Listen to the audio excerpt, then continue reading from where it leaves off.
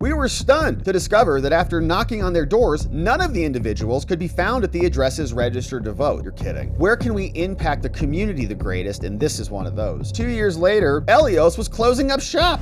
Well, that's part of the problem. In a state that Trump won, recently made a trip to the coffee shop in one of the most high crimes neighborhood in Detroit for a photo opportunity. Weird, isn't it weird? 320,000 identified ghost voters on Michigan's voter rolls. And there are votes that are coming in from dead voters and frat houses and a bunch of other things. Now, on July 25th, 2025, the Civil Rights Division, okay, that's Harmeet Dillon and the rest of them, they demanded that Jocelyn Benson respond to their request for documents related to the voter registration process. The letter asked her to explain a bunch of the things, and we covered some of this stuff here recently and back in 2020. Weeks before the 24 election, Gateway Pundit warned of a Democrat scam to push through UOCAVA ballots, right? Non-military overseas votes, which we've talked a lot about here throughout the elections. 1 month before the election, the RNC sued Jocelyn Benson, saying you can't issue guidance that says the following, like you have to enter your social security number. She's like, well, if you have one. Question, if you don't have one, most states will accept this without your social security card. And she got sued over that because that's not the actual rules. An appeal was filed and so on. Now, last week, 3 Democrat Governor Whitmer appointed judges agreed with the decision, affirming the decision and basically saying RNC loses. You waited too long to file your complaint, and so her rigged rules can go into effect. Now, unfortunately, the RNC, when they were suing, they didn't know about the 31 voters with Hebrew names registered at the coffee shop at this location. Okay, so there's 31 voters, Hebrew names, and they're all registered, I guess, right here at 1241 Dexter. I don't know if it's this building or if it's this In Harmony Cafe building or what, but they said, okay, in one of Detroit's most dangerous neighborhoods, and they appealed this case. Now, an incredible investigator working for Check My Votes recently reached out to the Gateway Pundit with verifiable proof of hundreds of duplicate voters in Michigan. One of her incredible finds involved 3 different voter IDs attached to what appeared to be one woman with the first name Leah and the same birth year of 2000. This investigator also noted that there was triplicate voters, each with the first name Leah, who were all listed on the Michigan qualified voter rolls, all registered to vote from the same address, and the duplicate voters say that they're living in a coffee house. Weird. So same address, basically same name, same date of birth, and more. Now, Leah Schiff, they look into these people. You know, they find addresses, a bunch of people registered at one address. Okay, who are these? They look at this one. Leah Schiff, born in 2000, registered to vote October 30th, 2024, sex listed as unidentified. Leah Chadosh, also born 2000, registered to vote November 25th, 2024, and her sex is also listed as you. Leah Weiss Itzkovitz, whose registration was recently challenged by an outsider, was also born in 2000, and like Leah, also registered to vote on the same day, also sex is you. Now, the investigation into 3 Leahs that all allegedly lived at the same coffee shop, all of the same birth year, all of the same sex as unidentified, all registered to vote after the 2024, led to a bombshell discovery. Someone's digging. Now, Check My Vote is a website created and maintained by the brilliant election integrity guru called Fanny Mantravati, and you can go and investigate these crimes or these cases. With only a few clicks on the Check My Vote website, we were able to identify 13 recently non-UOCAVA voters with Israeli addresses,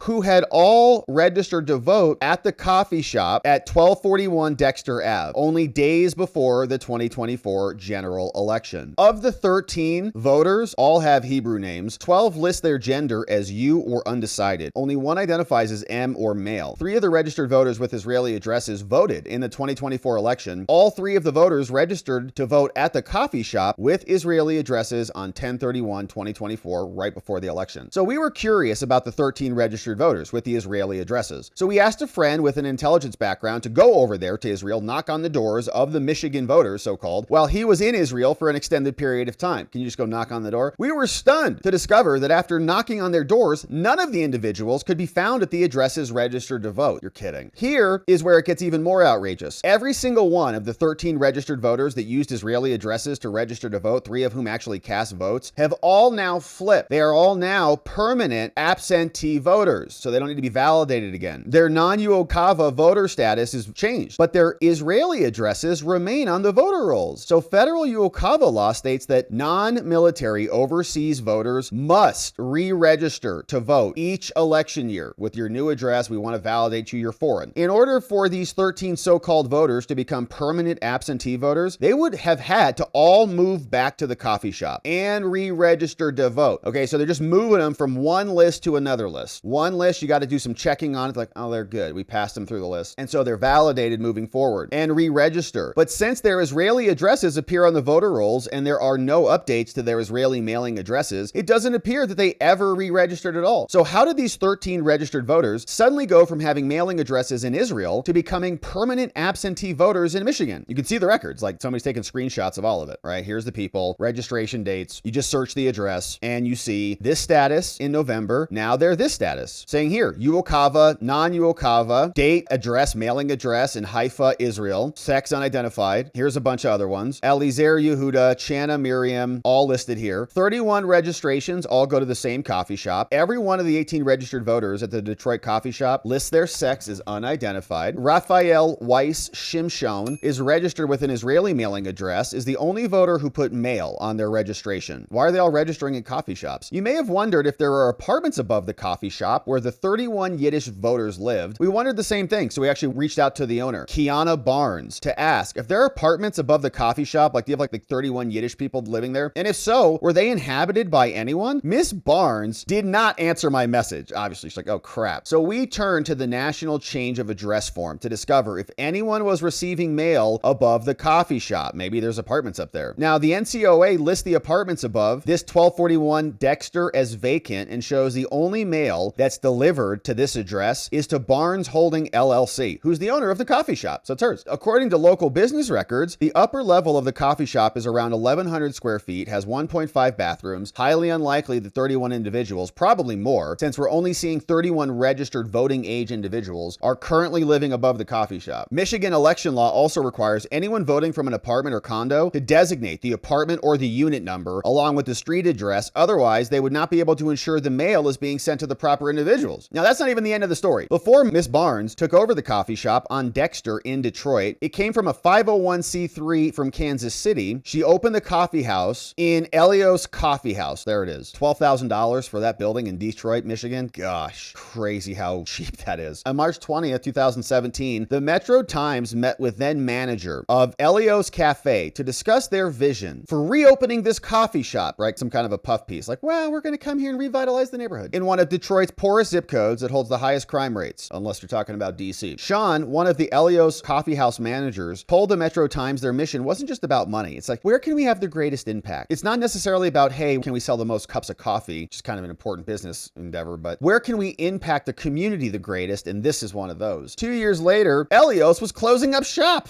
Well, that's part of the problem. In a Detour Detroiter article, Elios owner Dan Smith explained how the coffee shop wasn't profitable. That's because you're worried about impact, not profit. That's kind of the problem, which seems to directly conflict with earlier statements who said we're not in it for profit. Yeah, right. No, we don't care about profit. Anyone who are usually saying that, I don't care about money, I don't care about profit, usually often cares about it a lot. We looked into the Kansas City Elios Coffee House and discovered they are soliciting donations with their most recent newsletter to help people get birth certificates and ID. They said, so far in 2025, we're seeing a greater need for obtaining birth certificates and ID cards. In their newsletter, the Kansas City Elios Coffee House, these documents open doors for employments and other things. Now, while we have no evidence that any of these 31, quote, voter registrants obtained fake documents, we can confirm that we're unable to verify the identity of several of these so-called residents at coffee shop addresses. Curiously, the newly elected Senator, Alyssa Slotkin, a former CIA analyst, we know who she is, who defeated the Trump-endorsed candidate called Mike Rogers by a tiny margin, probably in a rigged election, in a state that Trump won, recently made a trip to the coffee shop in one of the most high crimes neighborhood in Detroit for a photo opportunity. Weird, isn't it weird? In Harmony Cafe with Alyssa Slotkin. What a fantastic day. We're here at a voter fraud operation. In 2020, the TCF Center, where absentee ballots were being counted, became a laughingstock of the nation when outside agitators and others covered the windows so that we couldn't see what they were doing with the overseas military ballots. When the George Soros-funded Jocelyn Benson, who's just a liar, as Patty says here, was asked about the now deceased host Frank Beckman and the workers, why they were covering the windows, she said, well, the police told us to cover them because GOP was breaking the windows. Now, she says, I was inside the counting room when the windows were being covered with paper. Somehow Democrats and outside agitators working in unison knew to have pizza delivered to the counting room and then leave in advance. The majority of the GOP poll challengers moved into a separate room, and Jocelyn Benson's a liar. Now, multiple poll challengers, including myself, right, writes Patty, testified later that ballots appeared to be copies of each other and that all the military voters either straight ticket for Democrats or for Joe, right? Same thing that we've seen elsewhere. When poll workers couldn't find the voter in the poll books, they gave them a fake birth certificate date of 1/1/1900 that would override the system, and then they shut down Trump's internet. Former Michigan senator called Patrick Colbeck, been at the forefront of this for a long time, called on Michigan Secretary of State for refusing to provide information. And Trump has also called out Senator Colbeck because she did not provide the DOJ with information that they're required to provide. So, question, is the DOJ going to look into this? Will the FBI peer into this building and connect the dots on this? Because there's some strange stuff going on there with foreign overseas ballots, multiple people at the same address. We've seen this pattern before where they get strip malls. We saw thousands of fake IDs coming in with the Chinese, bringing them in at ports of entry. And so very strange situation developing there. We'll keep our eye on that one.